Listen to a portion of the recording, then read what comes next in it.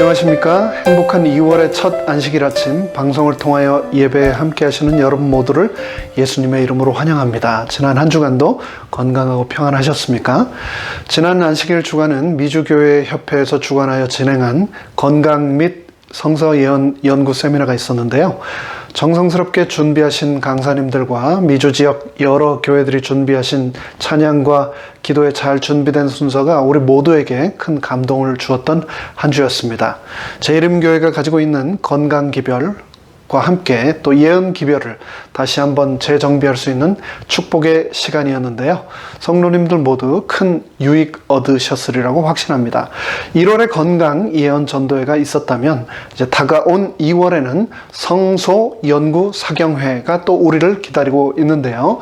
2월 13일 안식일 저녁부터 20일 안식일까지 총 9회에 걸쳐서 남대극 목사님을 강사로 모시고 성소 진리연구 사경회의 시간을 갖겠습니다. 이 일을 위하여 방송부 우리 국중신 장로님께서 또 큰 수고를 해 주시겠습니다.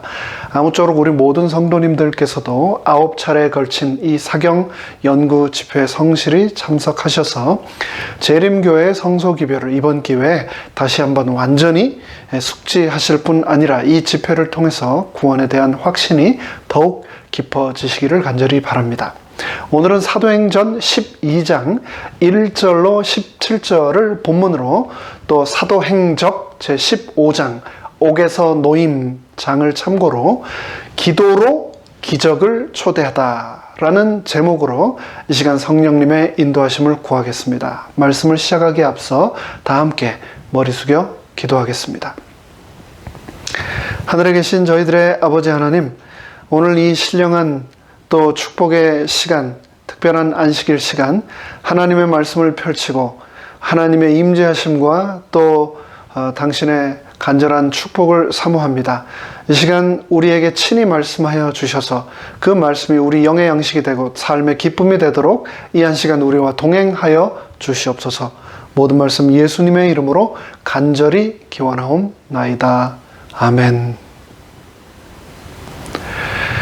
시간을 절약하기 위하여 사도행전 12장 1절로 17절까지의 본문 낭독을 생략하고 바로 1절부터 한 절씩 살펴보도록 하겠습니다. 그때 헤롯 왕이 손을 들어 교회 중 몇 사람을 해하려 하여. 신약 성경에는 헤롯이라는 이름이 자주 등장합니다. 총 45번이나 나오는데요. 성경에 왜 이리 헤롯이라는 사람이 자주 등장할까? 이 왕은 왜 이렇게 금방 죽지도 않고 계속해서 오래오래 나오는 것일까라고 생각할 수도 있지만 우리가 아는 대로 모두 같은 한 사람이 아닙니다. 성경은 헤롯 왕가의 여러 왕들을 다 그냥 헤롯이라고 기록하고 있습니다. BC 55년부터 AD 93년까지 로마를 대신해 팔레스타인 지역을 통치했던 헤롯 왕가의 인물들 중 대표적인 몇 사람만 간단히 정리해 보겠습니다. 먼저 BC 37년에서 BC 4년까지 통치했던 헤롯을 우리는 헤롯 대왕이라고 부르는데 그를 제일 먼저 꼽을 수 있겠는데요. 그가 바로 예수님의 탄생 소식을 동방 박사들을 통해서 듣고 어린 유아들을 대량 학살했던 왕입니다. 유대인들의 염원이었던 성전을 재건축함으로 그들에게는 대왕으로 칭송되었지만 잔인하고 악명 높은 왕으로 역사는 그를 기록하고 있습니다. 헤롯 대왕이 죽은 후 뒤를 이어 BC 4년부터 유대 지역을 통치했던 헤롯 대왕의 아들 헤롯 아켈라오는 유대 분봉왕으로 임명되었으나 유대인들의 불평으로 10년 만에 파면되고 그 후 로마는 유대에 총독을 파견하여 직접 통치하게 됩니다. 헤롯 안디바는 헤롯 대왕의 둘째 아들인데요. BC 4년에서 AD 39년까지의 갈릴리 지역을 맡아서 통치했던 분봉왕이었는데요. 동생 빌립의 아내 헤로디아를 빼앗고 그로 인한 죄를 지적한 침례 요한을 잡아 죽였던 인물입니다. 그는 십자가 전에 예수님을 신문했던 왕이기도 합니다. 그리고 바로 오늘 본문에 등장하는 주인공 헤롯이 등장하는데 그의 이름은 헤롯 아그리파 1세입니다. 그는 헤롯 대왕의 손자였는데요. 어려서 할아버지에 의해서 할머니와 아버지가 살해당하는 비극을 겪었는데요. 그 이후 로마의 볼모로 잡혀가 그곳에서 어린 시절을 보내며 로마의 정치인들과 깊은 관계를 맺게 됩니다. 때로는 인생의 비극이 한 세대에 그치지 않고 반복되는 경우가 있습니다. 어린 시절 친족의 살해를 경험했던 그는 후에 야고보를 체포하여 죽이는 일을 서슴없이 저지르는 폭군이 되었으며 초대교회를 잔인하게 핍박한 왕으로 역사는 그를 기록하고 있습니다. 사도행전 12장 1절이 이야기하는 그때는 바로 이 헤롯 아그리파 1세의 사망 직전의 때를 이야기합니다. 영어에 보면 비슷한 듯 다른 표현의 단어들이 많은데요. 그 중에 대표적인 한 단어를 꼽으라면 statesman과 politician을 꼽을 수 있을 겁니다. statesman이 정직과 신의, 존경의 대상인 정치인이라면 politician이라고 하는 단어는 권력을 얻기 위해 뭐든지 하고 대중의 인기에 목을 매는 사람, 즉 정치꾼이라고 그 차이를 굳이 설명할 수 있을 겁니다. 오늘의 본문에 등장하는 헤롯 아그리파는 그의 행적을 보아 결단코 정치인, statesman이라고 할 수 없고 정치꾼, politician이었음을 우리는 확인할 수 있습니다. 그는 늘 유대인들로부터의 존경에 목말라 있었습니다. 그렇기 때문에 헤롯은 그들로부터 쉽사리 부추김을 받아 대중으로부터의 인기를 위하여 그리스도인들을 핍박하곤 했는데요. 사도행전은 이에 대하여 다음과 같이 기록합니다. 유대인들의 호의를 얻어 자기의 직책과 명예를 확고히 하려는 열망으로 헤롯은 그리스도의 교회를 핍박하고 신자들의 집과 소유를 약탈하며 또한 교회의 지도자들을 투옥함으로써 유대인의 갈망을 이루어 주었다. 그는 유대인들이 이 일을 크게 기뻐하는 것을 보고 베드로도 투옥하였다. 우리는 여기서 중요한 사실을 한 가지 발견하게 됩니다. 헤롯의 잔인함, 그것은 물론 자신의 어린 시절 가족적 비극에서 영향을 받았겠지만 사람들로부터의 칭찬과 인기에 집착하던 그의 열망 때문이었다는 것을 우리는 보게 됩니다. 그 때문에 결국은 그는 수많은 사람들을 비극으로 몰아갔습니다. 그래서 야고보는 다음과 같이 기록합니다. 오직 각 사람이 시험을 받는 것은 자기 욕심에 끌려 미혹됨이니 욕심이 잉태한즉 죄를 낳고 죄가 장성한즉 사망을 낳느니라. 살다 보면 선행이나 헌신을 하고 마태복음 6장 3절의 말씀처럼 오른손이 하는 것을 왼손이 모르게 하며 그 자체만으로 큰 기쁨을 얻는 분들이 계십니다. 하지만 반대로 그것을 누군가가 알아주고 칭찬해 줘야만 만족하는 사람도 있습니다. 교회에서의 봉사와 헌신에서도 마찬가지입니다. 자신이 한 수고와 봉사 그리고 헌신을 사람들 앞에서 공개적으로 드러내주지 않으면 서운해하는 사람이 안타깝게도 가끔 있습니다. 우리는 그런 사람을 만날 때마다 그런 사람은 시험과 죄의 유혹에 더 노출될 사람이라는 것을 기억하시고 그분들을 위하여 더욱 열심히 기도해 주시기 바랍니다. 우리 마음속에 사람들이 주는 인정, 인기에 대한 집착이라는 죄를 극복하기 위해서 성령님의 인도하심과 능력이 절대적으로 필요하지만 그와 동시에 나 자신의 마음속에서 욕심을 버리고자 하는 간절한 열망을 우리가 소유하기 위해서 최선을 다해야 한다는 사실 또한 기억하심으로 헤롯처럼 되지 않기를 간절히 바랍니다. 이어지는 2절의 말씀입니다. 헤롯이 요한의 형제 야고보를 칼로 죽이니. 당시 예수님의 제자들은 신성모독 그리고 이단이라는 죄명을 받았습니다. 그런데 그런 종교적인 죄목이었다면 산헤드린을 통해서 돌로 쳐 죽이는 유대식형을 언도받았어야 합니다. 그러나 야고보는 목이 베어지는 로마식 참수형을 언도받아 순교했습니다. 왜 그랬을까요? 그리고 왜 하필 야고보였을까요? 헤롯이 야고보를 왜 그의 첫 희생자로 지목했는지에 대하여 성경은 직접적으로 기록하고 있지 않지만 우리는 어렵지 않게 그 배경을 짐작해 볼 수 있습니다. 야고보는 우리가 잘 아는 대로 우르의 아들이라는 별명을 얻을 정도로 자신이 소유했던 기별과 사명에 대하여 열정적인 사람이었습니다. 그는 베드로, 요한과 함께 예수님의 3명의 수제자 중 한 사람이었습니다. 그의 열성은 자연스럽게 눈에 띄었을 것이고 유대인들에게 심히 거슬렸을 것입니다. 그랬던 야고보는 예수님께서 승천하신 이후 불과 13년이라는 짧은 기간의 봉사 후 사도들 가운데 가장 먼저 순교를 하고 맙니다. 여러분 혹시 살면서 내 인생에 왜 이리 고난이 많은가 라고 생각해 보신 적 있으십니까? 하나님을 위해, 교회를 위해 열심히 살면 살수록 나에게 왜 이리 더 많은 시련이 다가오는가 라고 생각해 보신 적 있으십니까? 내가 하나님의 뜻대로 살고자 이렇게 노력하면 내 인생 앞길의 모든 고난들이 홍해가 갈라지듯이 다 피해 가야 하는 것 아닌가 라고 생각하지는 않으십니까? 그런데 그런 고난과 시련을 당하실 때 결코 이상하게 생각하지 마시기 바랍니다. 일전에도 말씀드렸다시피 하늘을 향해 가는 이 세상, 우리 인생 여정에서 우리가 겪는 그런 크고 작은 고난과 시련은 어찌 보면 사탄이 지배하는 죄악 세상에서 너무나 당연한 것들입니다. 하나님의 뜻을 받들고 살아가는 자를 사탄은 결코 내버려 두지 않습니다.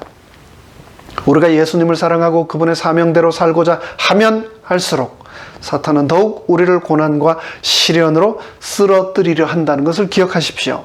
야고보가 예수님의 사명을 가슴에 품고 침묵하기만 했다면, 상황의 불리함에 조심하기만 했다면 결코 순교당하지 않았을 것입니다. 그러나 그는 분연히 일어났습니다.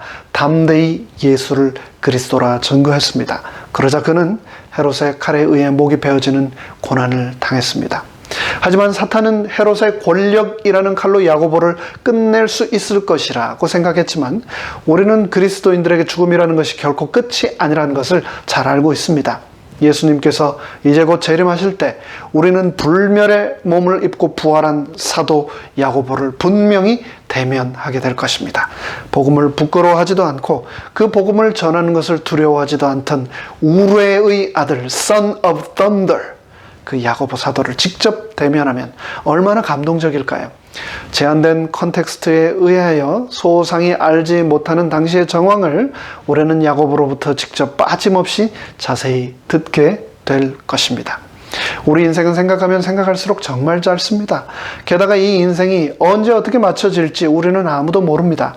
멀쩡하다가 갑작스러운 사고로 한순간 생이 급작스럽게 끝나기도 하고, 건강한 것 같아도 눈에 보이지도 않는 바이러스 때문에 갑자기 응급실에서 며칠 만에 숨을 거두기도 하는 것이 우리네 인생입니다.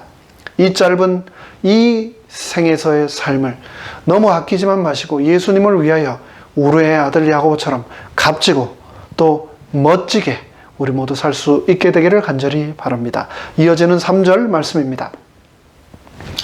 유대인들이 이 일을 기뻐하는 것을 보고 베드로도 잡으려 할세, 때는 무교절이리라.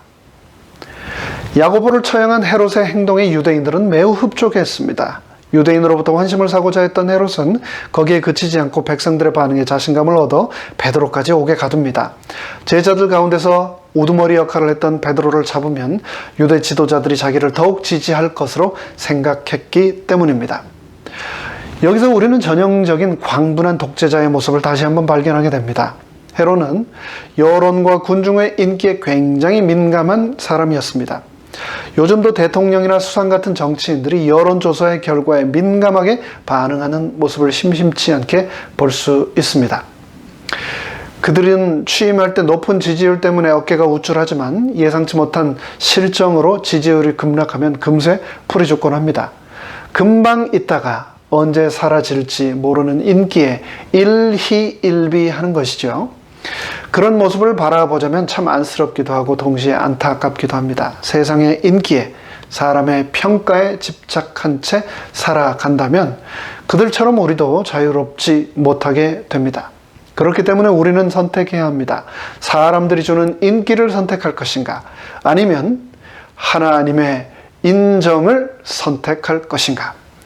우리는 함께 살아가는 사람들의 필요에 반응을 해야 합니다. 하지만 그것에 너무 예민하지 않기를 바랍니다.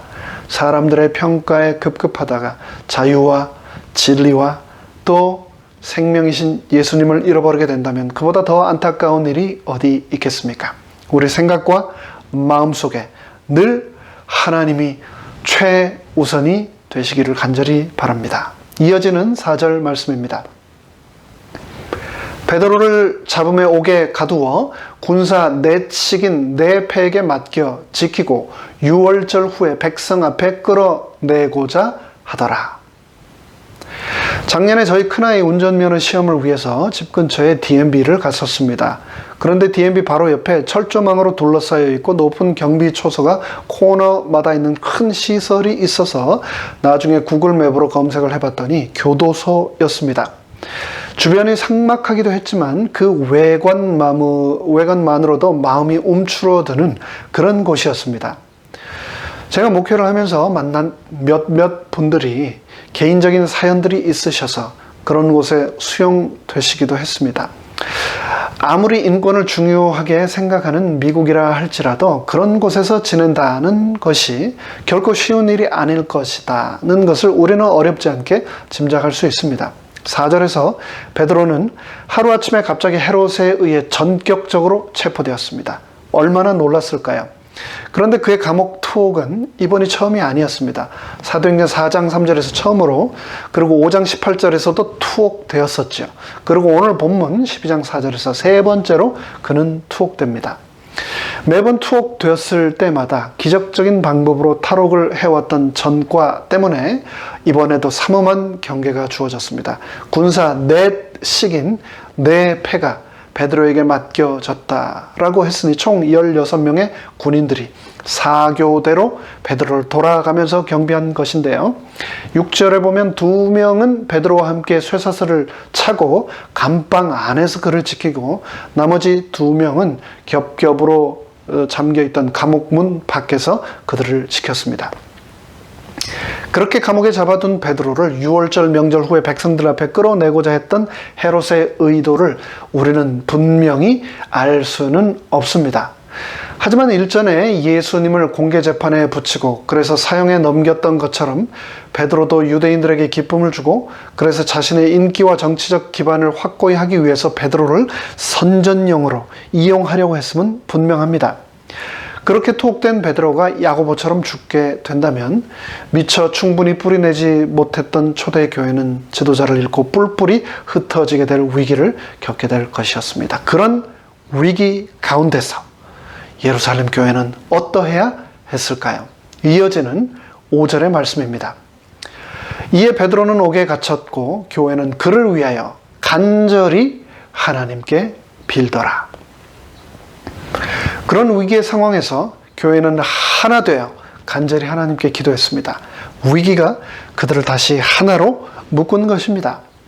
그들은 베드로를 구해내기 위하여 특공대를 조직하지도 않았고 정치인들을 설득하기 위하여 로비스트들을 접촉하지도 않았고 민중들을 회유하기 위해 캠페인을 벌이지도 않았습니다.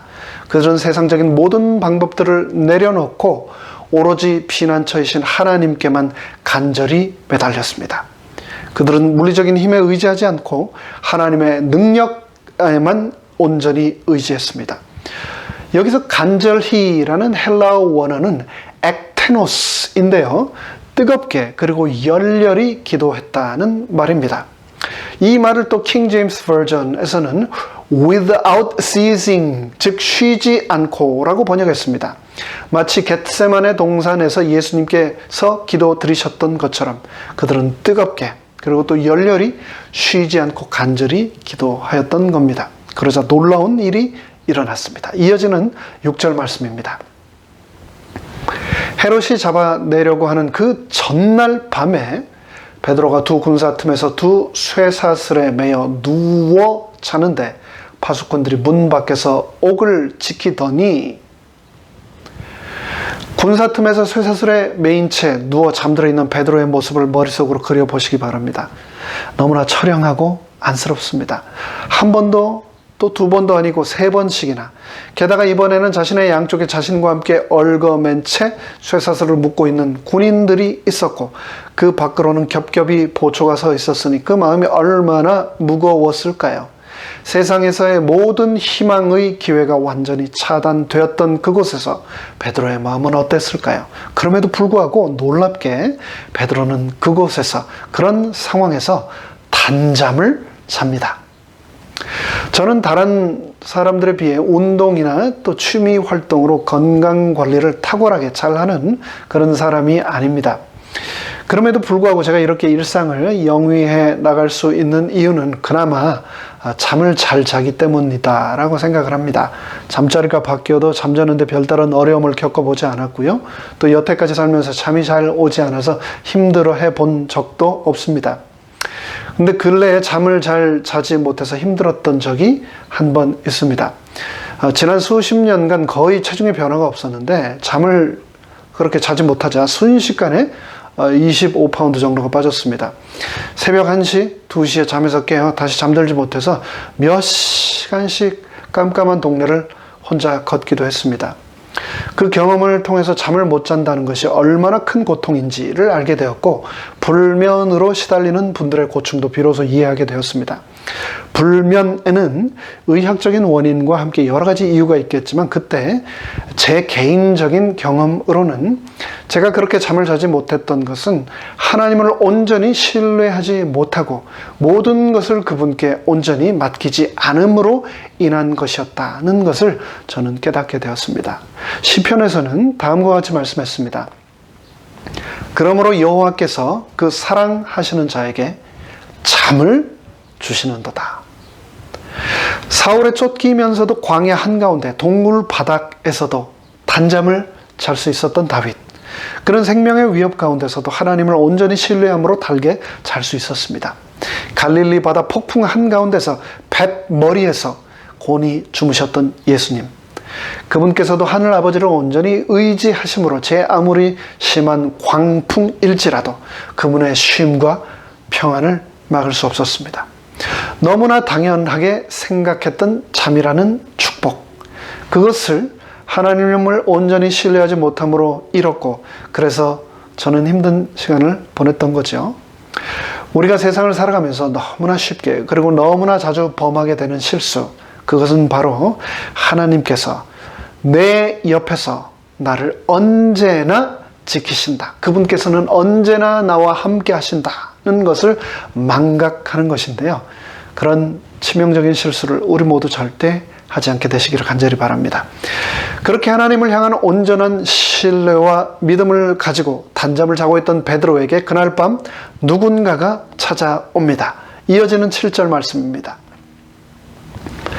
호련히 주의 사자가 곁에 서서 옥중의 광채가 조요하며 또 베드로의 옆구리를 쳐 깨워 가로되 급히 일어나라 하니 쇠사슬이 그 손에서 벗어지더라.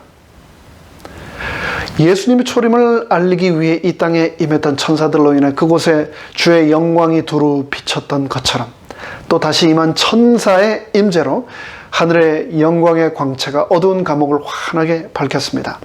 천사는 베드로의 옆구리를 쳐서 깨웠습니다.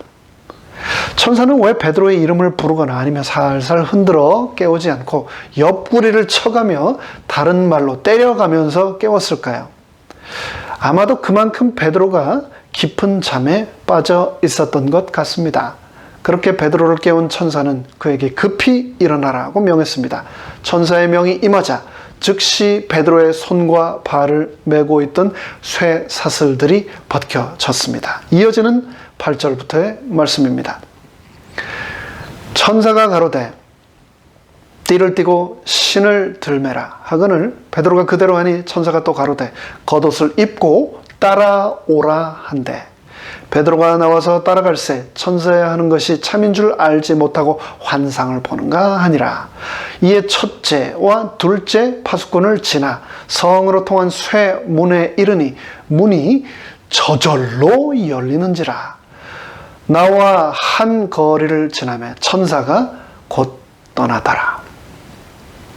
베드로는 그 어떤 탈옥을 위한 기대나 계획이 없었습니다. 그는 모든 것을 하나님께 맡긴 채 허리띠를 풀고 신발을 벗고 겉옷을 내려놓고 쉴 뿐이었습니다. 그렇게 모든 것을 완전히 다 내려놓은 가장 편안한 자세로 단잠을 자던 베드로를 천사는 일으켜 깨웠습니다. 풀린 쇠 사슬을 내려놓고 신을 들매고 겉옷을 입은 베드로가 천사를 따라가자 첫째와 둘째 파수 병사를 지나 성으로 들어가게 되었고, 그곳에 이르자 옥중에 육중했던 쇠문이 저절로 열렸습니다. 그 모든 일들이 꿈인지 생시인지도 모르게 일어났고, 그 후 천사는 호련히 베드로를 떠났습니다. 이어지는 11절 말씀입니다. 이에 베드로가 정신이 나서 가로되 내가 이제야 참으로 주께서 그의 천사를 보내어 나를 헤롯의 손과 유대의 백성의 모든 기대에서 벗어나게 하신 줄 알겠노라 하여. 베드로는 비로소 자신이 한적한 거리에서 차가운 밤 공기 가운데 자유의 몸이 되어 서 있다는 것을 알게 되었습니다. 하나님께서 여전처럼 변함없이 천사를 보내셔서 그를 죽음에서 구출해 주신 것입니다. 이어지는 12절 말씀입니다. 깨닫고 마가라 하는 요한의 어머니 마리아의 집에 가니 여러 사람이 모여 기도하더라. 살면서 가장 기분 나쁘고 힘들 때 중에 하나는 내가 없는 자리에서 사람들이 내 욕하는 것을 듣게 될 때입니다. 그런데 반대로 살면서 가장 기쁘고 감사할 때는 내가 없는 자리에서 사람들이 나를 세워주는 말을 하고 나를 위하여 기도하는 소리를 듣게 될 때입니다. 저도 그렇습니다. 성도님들께서 맛있는 거 사주실 때도 감사하지만 저를 위해 기도해 주실 때, 저를 위해 기도한다고 문자 주시고 전화 주시고 또 카톡 주실 때 가장 힘이 나고 용기가 납니다. 베드로가 감옥에서 구출되었을 때 성도들은 그의 탈출, 그의 구원을 위해 열심히 기도하고 있었습니다. 그들의 기도는 베드로가 구출되어 올 때까지 계속되었습니다. 그들이 그렇게 기도하자 하나님께서는 즉시 천사를 베드로가 있는 감옥에 보내셔서 베드로를 구출하심으로 그들의 기도에 응답하셨습니다. 그 후 베드로는 자신을 위하여 기도하고 있던 성도들의 집을 찾아갔습니다. 그리고 그곳에서 흘러나오는 자신을 위한 성도들의 간절한 기도를 문 밖에서 듣게 되었습니다. 얼마나 기쁘고 또 얼마나 감사했을까요? 얼마나 큰 용기와 힘이 났을까요? 예루살렘 교회 성도들이 그랬던 것처럼 우리도 항상 우리와 함께한 성도들을 세우고 또 살리고 용기 주는 말, 그리고 용기 주는 기도로 우리의 입술을 채우게 되기를 간절히 바랍니다. 이어지는 13절부터의 말씀입니다. 베드로가 대문을 두드린데 로데라 하는 계집아이가 영접하러 나왔다가 베드로의 음성인 줄 알고 기뻐하며 문을 미처 열지 못하고 달려 들어가 말하되 베드로가 대문 밖에 섰더라 하니 저희가 말하되 네가 미쳤다 하나 계집아이는 힘써 말하되 참말이라 하니 저희가 말하되 그러면 그의 천사라 하더라. 헬라어로 로즈, 장미라는 뜻의 이름 로데. 그녀는 얼굴을 보지 않고도 음성만 듣고도 베드로를 알아보았습니다. 그녀 또한 베드로를 위해 간절히 기도하고 있었으며 기도의 응답으로 베드로가 그 문 앞까지 무사히 온 사실을 알고 너무나 기뻐했습니다. 그럼에도 불구하고 베드로가 체포되기 직전에 야고보가 참수형을 당했다는 사실 때문에 그곳에서 기도하고 있던 성도들은 베드로 또한 큰 어려움 가운데 있지 결코 자신들이 기도하고 있는 마리아의 집 앞까지 와 있을지를 전혀 기대하지 못하고 있었습니다. 이어지는 16절 말씀입니다. 베드로가 문 두드리기를 그치지 아니하니 저희가 문을 열어 베드로를 보고 놀라는지라. 예루살렘 교회 성도들은 베드로를 위하여 기도했습니다. 그러나 정작 그들의 기도의 응답으로 베드로가 감옥에서 풀려나와 자신들의 기도처까지 찾아온 것을 보고 놀라는 이 장면은 우리에게 여러 생각을 하게 합니다. 한 여성도님이 믿지 않던 남편이 오랜 기도의 응답으로 드디어 교회를 함께 출석하게 되었다고 합니다. 그런데 교회 가는 길목에 술집이 있어서 그 길을 지날 때마다 남편에게 너무나 큰 시험이 되었다고 합니다. 그 사연을 나눈 목사님과 모든 성도님들은 그날부터 기도회를 열어 그 술집이 없어지게 해달라고 기도했다 합니다. 그런데 그러고서 정말 그 술집에 예상하지 못한 화재가 발생해서 술집이 문을 닫게 되었다고 합니다. 그런데 이야기가 거기서 끝나지 않습니다. 술집 주인이 교회를 고소한 겁니다. 교회가 기도해서 자기 술집이 망했다는 겁니다. 그런데 교인들은 말도 안 된다는 표정으로 말하기를 기도한다고 술집이 망하나요? 라고 했답니다. 그런데 정작 술집 주인은 너무나 진지하게 그리고 진심으로 기도의 능력으로 자신의 술집에 불이 났다고 믿었던 겁니다. 여러분 생각하시기에 기도한 교인들과 기도 안 한 술집 주인 중 누가 더 기도의 능력을 진지하게 진심으로 믿었다고 생각하십니까? 교인들은 기도하면서도 설마 기도한다고 술집이 망하겠어? 라고 했지만 술집 주인은 기도의 능력 때문에 자신이 망하게 되었다고 믿었다는 이 이야기는 우리에게 한 가지를 시사해 줍니다. 오늘날 그리스도인이라고 자처하는 사람들 중에서 기도는 하면서 기도의 능력은 믿지 않고 그 능력을 인정하지 않는 경우가 안타깝게도 있습니다. 기도한다고 병이 낫겠습니까? 기도한다고 제 문제가 해결되겠습니까? 라고 하면서 기도의 능력을 의심하고 그래서 기도 요청을 하지도 않고 또 전심으로 기도도 하지 않는 경우가 있습니다. 그러나 분명히 기억해야 할 사실은 하나님께서는 그런 자들의 기도를 결코 응답해 주실 수 없다는 겁니다. 오직 믿음으로 구하고 조금도 의심하지 말라. 의심하는 자는 마치 바람에 밀려 요동하는 바다 물결 같으니 이런 사람은 무엇이든지 주께 얻기를 생각하지 말라. 너희가 기도할 때 무엇이든지 믿고 구하는 것은 다 받으리라. 우리는 기도할 때 믿고 구해야 합니다. 믿고 구함으로 우리 모두 기도의 응답을 받게 되기를 간절히 바랍니다. 이어지는 17절의 말씀입니다.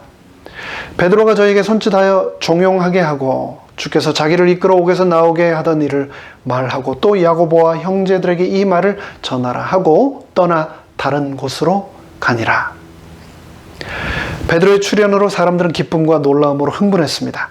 베드로는 그런 성도들에게 주께서 그분의 천사를 자신에게 보내셨고 하나님께서 자기를 구원하셨다고 증거했습니다.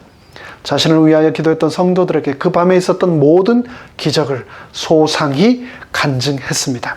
그리고 베드로는 세베대의 아들 야고보가 순교한 후 당시 예루살렘 총회의 의장을 맡았던 주님의 형제 야고보에게 자신의 구출 소식을 즉시 알려달라고 부탁한 후 호련히 새로운 길을 또 떠납니다.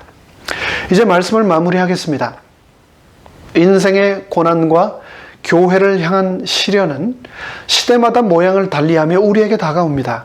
오늘의 본문이 된 AD 1세기에는 유대인들과 이교도들에 의한 핍박의 모습으로 또 중세 시대에는 카톨릭 교회에 의한 종교 암흑기의 모습으로 그리고 또 2020년과 다가온 2021년은 팬데믹이라는 모습으로 그러한 시련이 다가왔습니다. 교회가 이 눈에도 보이지 않는 바이러스에 의해 문을 닫게 된 지도 언 1년이 다 되어 갑니다. 1차, 2차, 3차에 걸친 웨이브에 이어 올 초부터 백신이 보급되어 많은 분들이 접종을 받기 시작하셨지만 다시 변이 바이러스가 퍼지기 시작하면서 여전히 그 누구도 예견하기 어려운 시대를 우리는 살아가고 있습니다. 하지만 언젠가는 백신이 충분히 보급되고 치료제가 개발되고 제공되면서 팬데믹은 끝이 날 것이고 교회는 다시 문을 열게 될 것입니다. 그러나 그렇게 교회를 다시 열게 된 후 우리는 완전히 달라진 두 부류의 사람들을 만나게 될 것입니다. 한 부류는 코로나로 인해서 교회 소원해지고 신앙의 열성을 잃어버리고 그래서 결국 믿음을 잃어버린 부류의 사람들일 것이며 또 한 부류의 사람들은 이런 시련의 시간을 통하여 하나님과 개인적으로 더욱 가까워지고 연단되어 더욱 굳건히 믿음에 선 자들을 우리는 만나게 될 것입니다. 우리가 작년과 올해에 걸쳐 겪고 있는 이 팬데믹으로 인한 시련들은 지구 역사의 마지막이 분명히 있게 될 대환란을 위한 예행 연습, 대환란을 위하여 하나님께서 우리에게 주시는 백신이라는 것을 기억하십시오. 이 팬데믹의 시간을 통하여 다가올 마지막 시대의 대환란을 준비하시기 바랍니다. 이 어두운 감옥 같은 시간이 영원한 것처럼 느껴지지만 하나님께서는 우리의 기도를 들으시며 분명히 그분의 천사를 보내셔서 베드로처럼 우리를 건져내실 것입니다. 그 일을 위하여 함께 기도합시다. 사탄은 비록 코로나 바이러스로 우리의 몸은 떨어뜨려 놓았지만 예루살렘 교회처럼 기도와 예배로 연결되고 하나 된 우리의 영혼은 결코 떨어뜨리지 못합니다. 우리는 기도의 능력을 믿음으로, 기도의 응답을 사모함으로 다시 일어설 것입니다. 내 삶의 현장과 우리 교회는 기적의 현장이 될 것입니다. 그러기 위해서 교회를 위하여 늘 기도해 주시고 또 특별히 서로를 위하여 늘 기도하심으로 우리의 삶의 현장에 기적을 초대하시기 바랍니다. 개인적인 여러 사정에 의하여 거의 1년이 되도록 직접 얼굴을 뵙지 못한 분들이 많이 계십니다. 그런 분들이 너무나 그리우시죠? 오늘 이 예배를 마치면서 그리운 그분들을 생각하면서 각자 계신 그곳에서 그분들을 위하여 기도하는 시간을 갖겠습니다. 이제 몇 해 전 교회에서 앨범 제작을 위해 촬영했던 사진들을 잠시 보내드릴 텐데요. 물론 그때 촬영을 못하신 분들이나 그 이후로 출석하신 성도님들의 사진이 업데이트 되지 않아서 누락된 분들이 많이 계십니다. 하지만 지금은 이게 최선입니다. 이제 보내드리는 사진으로나마 그리운 얼굴들을 만나시며 그리움을 달래실 수 있기 바랍니다.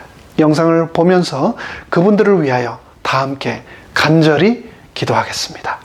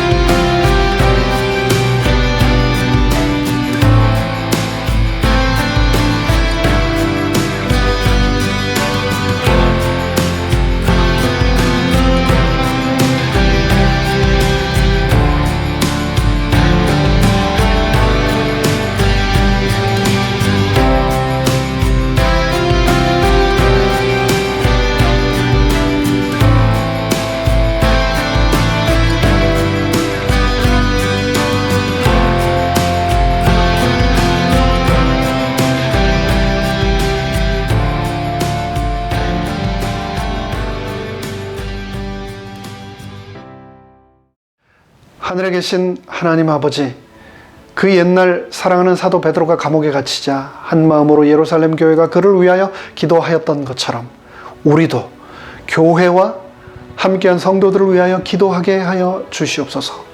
하나님께서는 우리의 기도에 응답하시는 분임과 그 기도를 통하여 내 삶에 기적을 베푸시는 분임을 믿게 하여 주시옵소서. 지난 거의 한 해 이르는 시간 동안 사랑하고 그립고 너무나 보고 싶은 간절함에도 불구하고 우리가 서로 함께하지 못하고 서로 얼굴을 대면하고 서로의 손을 잡고 기도하지 못했습니다. 비록 사탄은 우리 몸을 떨어뜨릴지라도 우리의 마음만은 떨어뜨릴 수 없음을 우리가 믿사오니 우리를 기도로 하나 되게 하시고 그 기도로 나를 살리시고 우리를 살리시고 이 교회를 살려 주시옵소서. 우리의 기도에 응답하시는 예수 그리스도의 이름으로 간절히 축원하옵나이다. 아멘.